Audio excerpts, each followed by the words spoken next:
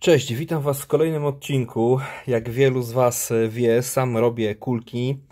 Dzisiaj chciałbym się z Wami po prostu swoją troszeczkę wiedzą podzielić. Dzisiaj zrobimy sobie kulki, które uważam, że są troszeczkę zapomniane, a mianowicie kuleczki truskawkowe. Będą też robione kulki waniliowe, kulki rybne, squidowe, wątrobowe, więc zostawcie suba, żeby nie przegapić kolejnych produkcji kulek, jak i filmowych. Ja, jeśli chodzi o kulki, to wspomagam się swoim po prostu, że tak powiem, przepisami. Ja sobie to wszystko tutaj rozpisałem. Ja Wam te proporcje podam, będą one w opisie filmu pod spodem. Czego używam do produkcji w ogóle kulek? No są to na pewno mączki rybne, są to mączki roślinne, w zależności od tego, jaką kulkę w ogóle chcę zrobić, tak? Używam oczywiście betainy, jest też plazma krwi, o której za chwileczkę Wam opowiem, jest mleko w proszku, jest sól. Naprawdę można do kulek dać naprawdę wszystko. Jak to będzie wyglądało? Ja do mojego wiaderka nie będę wsypywał bazy, ponieważ wiaderko mam dość małe, a chciałbym to wszystko po prostu kamerą tutaj objąć, więc ja będę robił sobie tutaj kilogram kulek truskawkowych, więc zamiast 500 gram bazy będę dawał kilo i wszystkie proporcje sobie zrobię po prostu razy 2. Warto sobie tak zrobić typu na 300 gram, na 500, bo potem możemy sobie to fajnie na przykład na próbę 300 gram sobie po prostu zrobić. Ok, od czego zaczynamy? Oczywiście zaczęlibyśmy od sypania bazy, ja to pomijam, bazę dosypię sobie oddzielnie. Waga jest wytarowana, jak widzimy 118 gram waży wiaderko. Tutaj ta waga, słuchajcie, ona ma dokładność do plus minus, tak widać, 10 gram, tak? Więc no tutaj nikt nie będzie, że to nie jest apteka, jak się pomylimy 150, 130, przy niektórych mączkach nie będzie to miało takiego znaczenia, chyba że mówimy o jakimś, nie wiem, dodatkach typu plazma i tak dalej, no to tutaj już jest to istotniejsze. Ok, zaczniemy sobie od sypania 220 gram biszkoptu.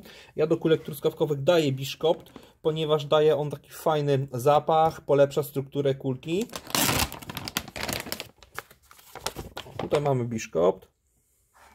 Ja Wam na łyżeczce pokażę, jak każda z tych mączek się w ogóle prezentuje. Tak, słuchajcie, wygląda biszkopt. Są to po prostu zmielone biszkopty. Jak nie macie w zanadrzu właśnie takiej mączki biszkoptowej, śmiało kupcie biszkopty, zmielcie je, też będzie ok. Ja sobie tego daję 220, około 200 gram. Bardzo też istotnym jest, o czym jeszcze Wam nie powiedziałem, to jest to, mamy 210, 208, mówię, to nie musi być aż tak dokładnie, nic się tutaj nie stanie. Istotnym jest to, że jeśli mamy kilogram bazy, tak, czy na przykład mamy podzielone to na pół kilo bazy, to należy pamiętać, żeby wszystkie te składniki nie przekroczyły tej połowy. Dlatego mówi się, że mamy miks 50/50, bo pół to baza, pół to dodatki, tak? Co się stanie, jak przedobrzymy z tymi wszystkimi dodatkami typu mączki biszkoptowe, rybne? Nie będzie nam się na przykład miks w ogóle chciał rolować, będzie taki, będzie inny, będzie za miękki, będzie za twardy, będzie się to rozpadało, więc na początek, jakbyście robili kulki, pamiętajcie, mniej znaczy lepiej. Naprawdę. Odjąć od miksu już nie odejmiecie, a dodać zawsze można gdzieś na etapie nawet, słuchajcie, mieszania dosypać jakieś mączki, czy po prostu mąki zwykłej pszennej, żeby nam się troszkę to związało. Kolejny mam 100 gram mleka w proszku. Chciałbym, żeby ta kuleczka właśnie była taka bardziej taka mleczna, więc do 300 gram, nawet więcej, do 400, bo to 100 to jest na pół kilo, czyli 200 gram mleka w proszku. Mleko w proszku dodane. Teraz dodam sobie około 100 gram serwatki, czyli do 500 gram dam sobie serwatki w proszku. To też nam jakby wzbogaci nasz miks. Widzicie, ona jest taka bardziej sypka, proszkowa bym powiedział. Ma fajny taki mleczno-lekki zapach. Mamy już pół kilo. Następnie, co my tutaj możemy jeszcze sobie dodać? Ja dodaję jeszcze mączkę z konopi prażonych, czyli po prostu prażone, zmielone konopie. One wyglądają tak. O. To przyspiesza trawienie, fajnie pachnie. polepsza strukturę kulki i czegoś takiego dajemy sobie tutaj w tym wypadku, słuchajcie, około 40 gram. Czyli do 550, niezbyt dużo. Dlaczego? Jak przedobrzymy z grubą frakcją, to nam się kulki nie będą po prostu, słuchajcie, rolować. Będą się rozpadać. Myślę, że jest ok. I teraz Bird Food. Bird Foodu daję troszeczkę więcej, bo aż 60 gram, czyli akurat do 600. Ja lubię, jak moje słodkie kulki, czy w ogóle kulki są nafaszerowane Bird Foodem, takimi dodatkami typu prażone konopie. Naprawdę robi robotę. Świetnie ta kulka pracuje. Nie jest takim betonem, tylko wszystkie te składniki fajnie się z niej właśnie uwalniają. I teraz już trzeba jakoś to sfiniszować, czyli daję sobie takie dwie płaskie, bo to jest na kilogram, łyżeczki betainy, dobrą łyżkę soli, nawet dwie. Sól poprawia smak kulek, konserwuję je dodatkowo. I teraz będę dodawał, słuchajcie, plazmę krwi. Dlaczego dodaję plazmę krwi? Ja swoje kulki robię oczywiście na jajkach. Plazma pozwala mi związać te kulki, związać ten miks, tym bardziej jeśli chcemy je utwardzić, chcę, żeby te kulki troszeczkę nam dłużej wytrzymały na włosie, niż na przykład, nie wiem, 8-10 godzin. To jest jedna sprawa. Druga sprawa jest taka, że plazma skleja, więc trzeba bardzo z nią uważać i są jakby dwie opcje. Albo dodajemy plazmę krwi, albo dodajemy krew suszoną. Tak wygląda, słuchajcie, plazma. Ona ma taki jasny kolor. I dlaczego dodaję plazmę tutaj, a nie krew suszoną? Ponieważ krew suszona w tej kulce, czy też w innych kulkach, na przykład słodkich, bardzo by zmieniła kolor na taki bardzo brunatny w miksie. Ja tego chcę uniknąć, dlatego dodaję plazmę, ponieważ jak widzicie, plazma ma jasny kolor i nie będzie nam w ogóle zmieniać koloru naszego miksu. Tak? Jeśli na przykład chcemy uzyskać żółty, fioletowy, czerwony, bądź jakikolwiek inny, no to tutaj nie będzie to robiło różnicy. Różnica jest taka, że plazma krwi to jest po prostu krew suszona, pozbawiona żelaza, pozbawiona czerwonych krwinek. Dlatego jest taka biała. Można używać ich zamiennie, mączkę bądź plazmę. Ja na przykład mączki z krwi używam do mięsnych kulek, plazmę używam do słodkich. I tutaj plazmy wedle mojego tutaj przepisu powinienem dodać 10-20 gram, więc jak widzicie mam 645 do 650 tutaj dobić, więc trzeba to zrobić ostrożnie. Dlaczego ostrożnie z plazmą? Potem będziecie mieli taki beton, że tego nie wyrolujecie. Naprawdę. Nie ma co z tym przesadzać. Ja tego i tak już daję mniej. Kiedyś zrobiłem, słuchajcie, takie kulki, że w ogóle nie chciałem mi z pistoletu wyjść.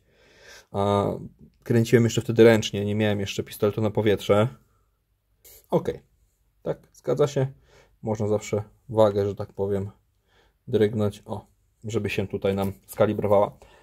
I to jest, słuchajcie, tak naprawdę wszystko, jeśli chodzi o to, co dodaję do kulek, jeśli chodzi o dodatki. Teraz wystarczy tak naprawdę dodać to do miksu bazowego. O, coś ostro się zgubiło. Do miksu bazowego pomieszać i połączyć z jajkami. Teraz nasz, słuchajcie, miksik, który tutaj mamy, nasze dodatki, musimy wsypać do wiaderka. Fajnie się to wszystko pyli, więc nie polecam robić tego w domu. Jednej ważnej rzeczy zapomniałem. Oczywiście można dodać to później. To jest barwnik. Jeśli mamy barwnik suchy, to dajemy do suchych. Jeśli mamy mokry barwnik, czyli w płynie, to dodajemy to do jajek. Taka sama zasada jak przy robieniu ciasta. Ja tutaj dam sobie taką jedną fajną łyżeczkę i to w zupełności wystarczy, żeby zabarwić mi kulki. I teraz daję miks bazowy, tak zwany 50×50. Ja tu daję go kilogram. Jak widzieliście, tam było 600 gram dodatków. Ja miksów bazowych sam nie robię, bo mi się to po prostu nie opłaca. Przy tej ilości kulek, które robię, kupienie dobrego miksu. Naprawdę, miks bazowy, jaki byście nie wybrali, będzie dobry, tak? Jest masa producentów, które robią miksy bazowe. Korzystałem chyba z 4 albo 5 praktycznie wszystkich dostępnych na rynku. Nie ma różnicy. Są dosłownie takie bardzo delikatne niuanse, typu jakiś kolor, inny frakcja, zapach, ale żeby to jakoś wpłynęło na rolowanie, to powiem Wam szczerze, nie widzę różnicy. Dlatego używam gotowców i Wam też na początek polecam. Chyba że ktoś się chce bawić już bardziej takie konkretne tematy, że robimy własne miksy, no to jak najbardziej można.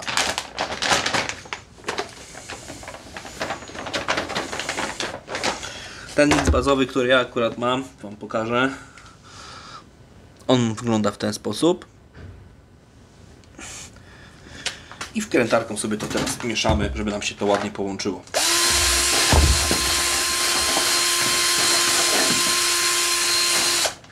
A pokażę wam na łyżeczce.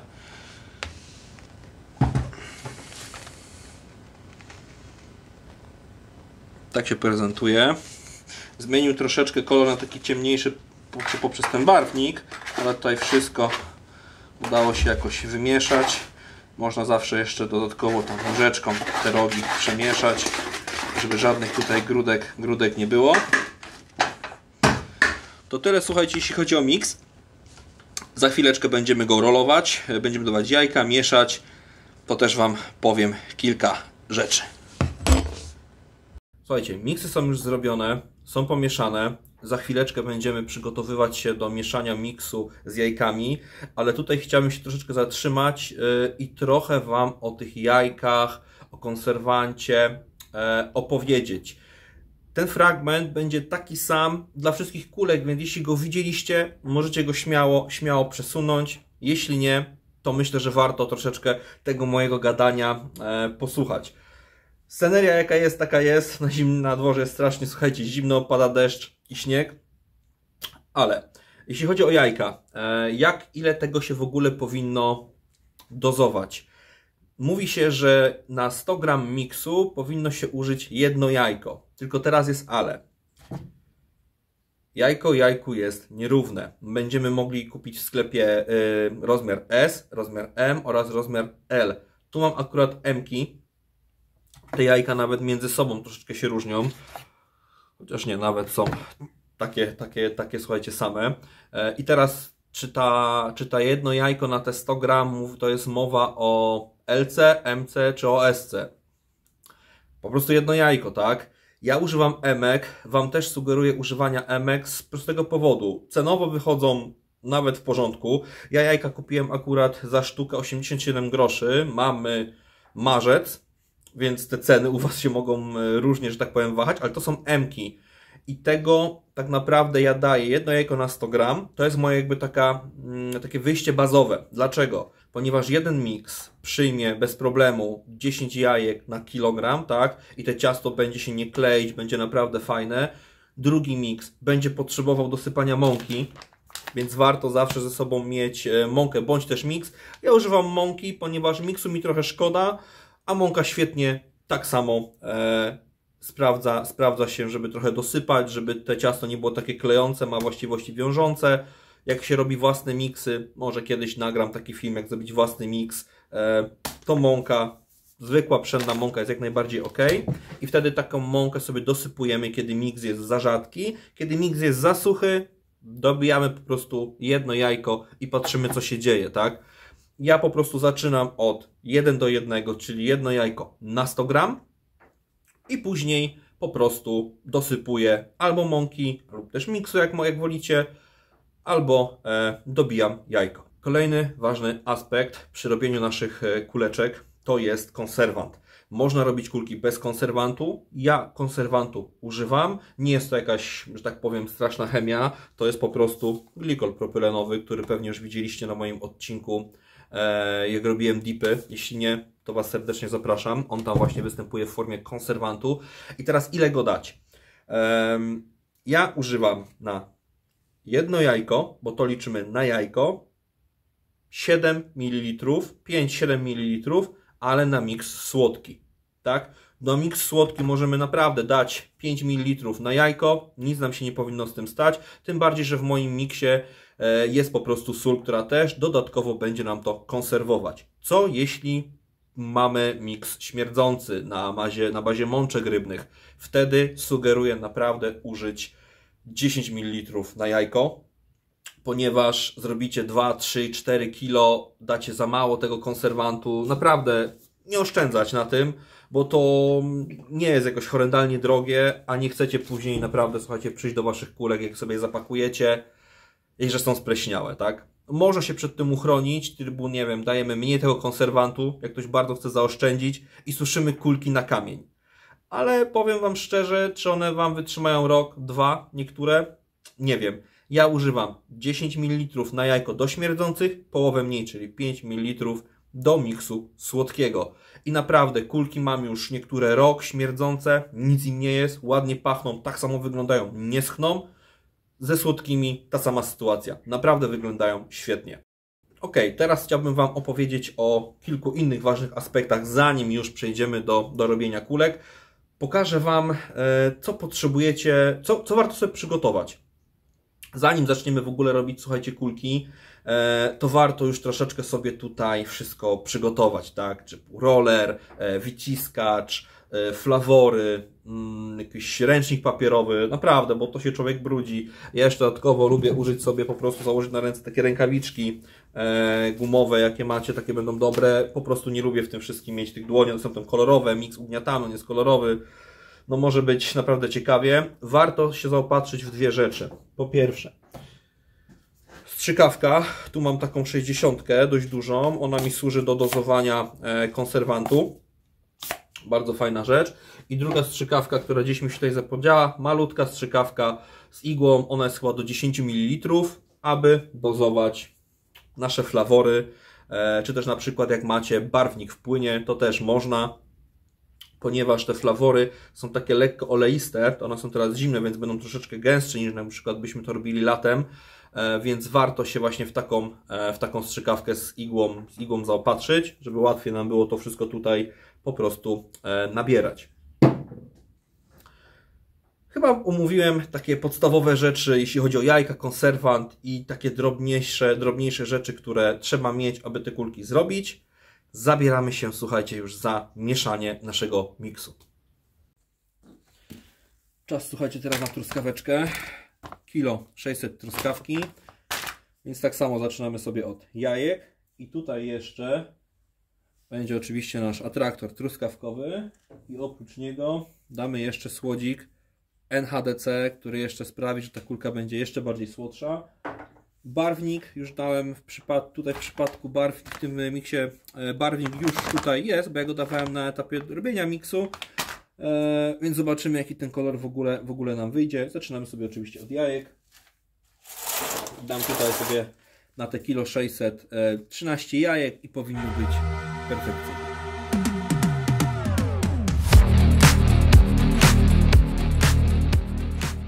Jajka są w środku, teraz nasz konserwant.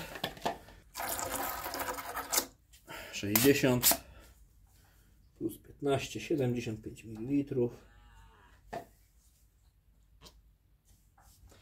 W zupełności do słodkich kulek wystarczy, bo tak jak też Wam mówiłem, w moich wszystkich miksach jest sól, która dodatkowo nam to wszystko będzie konserwować. No i teraz atraktor truskawkowy. Pachnie to naprawdę świetnie. Tutaj mieliśmy 600 kg. Ja chcę, żeby to była potężna truskawka, więc tutaj dam sobie 15 ml tego właśnie atraktoru. To ma być naprawdę truskawka taka, że karbo to czuć z każdej odległości. Nie robimy lipy. I kolejna już ostatnia partia atraktora nam tutaj wchodzi. No i nasz NHDC. Tutaj nam producent sugeruje pomiędzy 2 a 5 ml. Widzicie, na kilogram. Mamy 1,5 kg 6. Ja sobie dam tutaj 5 ml, żeby nie przesadzić, bo to też nie o to chodzi. O, to też jest takie gęściejsze, widzę. I piąteczka NHDC 5 ml zostaje dodana.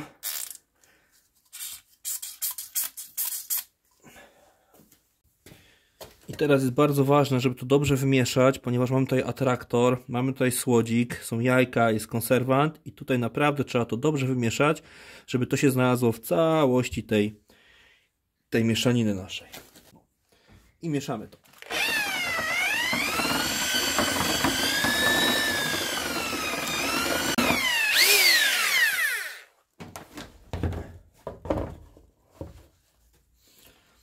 Jak wzruszyliśmy tą naszą miksturę, to zapach się rozszedł wszędzie. Wysypujemy sobie teraz miks.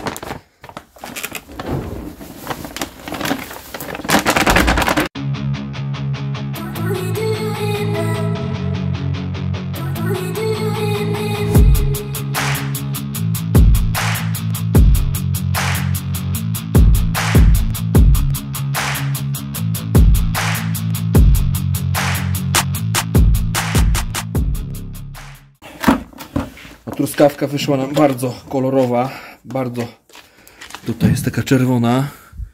Teraz wiadomo, trzeba to wziąć sobie na stół i to wyrobić już do końca. Kolejna ważna rzecz, trzeba również natrzeć nasz roller.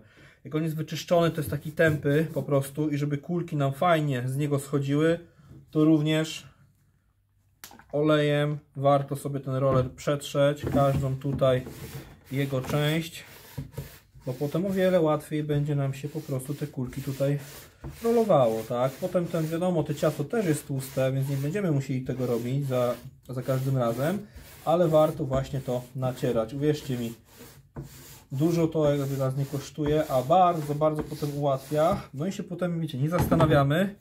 O, tutaj jeszcze mogę dodać, bo jest takie tępe.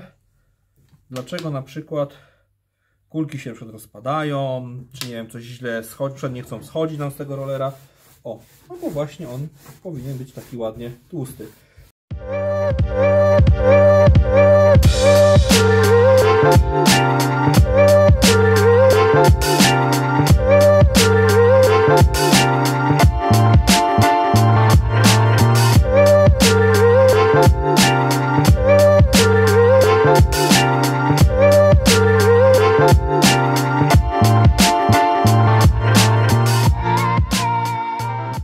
Tu już nam się parują kuleczki truskawkowe. Piękny kolor. Ciasto również pięknie wyszło. Ja takie kulki 18 mm paruję 10 minut i są naprawdę, o, są idealne, sprężyste, takie jakie powinny być, więc 10 minut na 18, na 20 parujemy trochę dłużej. Kuleczki są, słuchajcie, gotowe. Prezentują się one w następujący sposób. O, coś takiego. Naprawdę są super, że wam pokazuję jedną w środku. To jest taka bardziej miękka. One są jeszcze mokre, bo za chwilę będę je suszył. O, tak wygląda kuleczka w środku. Jak widać, słuchajcie, kulki są już gotowe. Troszeczkę to wczoraj czasu mi zajęło. Co robiłem z kulkami później, nie na każdym filmie to będzie widać, ponieważ z problemów po prostu technicznych nie udało mi się dla was wszystkiego niestety nagrać. Kulki parowałem, a nie gotowałem. I dlaczego wolę parowanie niż gotowanie i wam też, jeśli macie możliwości, polecam parowanie. Po pierwsze, wszystko co daliście do kulki, atraktor, kolor, flawor i takie inne rzeczy, to wszystko zostaje w kulce. Nawet kolor, słuchajcie, zobaczcie jak taka kuleczka truskawkowa, ona pięknie wygląda. Nic z niej tak naprawdę się nie wypłukało. Wszystko to co było w cieście zostało w cieście, tak jakbyśmy gotowali warzywa na parze. Jeśli byśmy kulkę gotowali, no to niestety jest to jakby proces szybszy, może dla kogoś bardziej wygodniejszy, ale wszystko z tych kulek idzie do wody. I teraz co będziemy robić w dalszym etapie? Trzeba te kulki oczywiście wysuszyć. I tu mamy dwie opcje. Możemy suszyć w takich koszach jak ja mam, możemy użyć do tego worku takiego jakby po ziemniakach, firanki, co kto ma, to będzie ok, byle byłoby to przewiewne i, że tak powiem, w formie siatki, ale nie takiego worka plastikowego oczywiście. I albo dajemy sobie to koło kaloryfera i na przykład raz dziennie, czy tam no raz dziennie wystarczy, troszeczkę te kulki trzeba przemieszać. Albo dajemy to, jeśli kręcimy kulki latem, tak, późno wiosną, gdzie to słońce już jest takie mocne, fajne, czy po prostu jest cieplej na dworze trochę, jest przewiewnie, to suszymy je na dworze. Ile suszyć kulkę? I to jest, słuchajcie, pytanie. Ja suszę kulki, jeśli chodzi o takie suszenie naturalne, bym tak powiedział, czyli na dworze, jak jest wiatr, jest słońce, to ja kulki suszę około 3-4 dni. I to w zupełności wystarcza, ale mówię tutaj o suszeniu na słońcu, tak? Gdzie jest przewiew i tak dalej, i tak dalej. I wtedy naprawdę z tymi kulkami się nic nie dzieje. Co jeśli będziemy te kulki suszyć przy kaloryferze, w jakimś zamkniętym bardziej pomieszczeniu, to tutaj sugerowałbym nawet troszeczkę ponad tydzień. No musimy oczywiście kontrolować tą kulkę, tak? Będziemy czuć organoleptycznie, czy ona jest jeszcze mokra, czy ona jest taka miękka, ona się powinna tak stwardnieć. I wtedy będziemy mieli pewność, że wszystko jest ok. Ja wam pokażę, jak to może wyglądać na dworze. Mamy dzisiaj akurat piękną pogodę, bo wczoraj była po prostu masakra na dworze. I wam pokażę, jak ja sobie to rozkładam. Dajmy na chwileczkę na dwór, mimo że dzisiaj nie jest może zbyt ciepło, ale chciałbym, żeby te kulki po prostu z tej wilgoci zostały tak troszeczkę, że tak powiem, przewiane, ponieważ dam je pod mur, tam jest o wiele, wiele cieplej, słońce się tam opiera, więc tak to Ja przez chwilę będę robił, później po prostu zawędruję pod kaloryfer, bo mamy marzec, jak to nagrywam, ponieważ chciałem dla Was te filmy nagrać wcześniej, aniżeli później, no i też już mieć zapas. Mam nadzieję, że to, co tutaj mam, starczy mi na cały sezon. Jeśli film Wam się podobał, zostawcie suba, dajcie łapkę w górę i do zobaczenia nad wodą.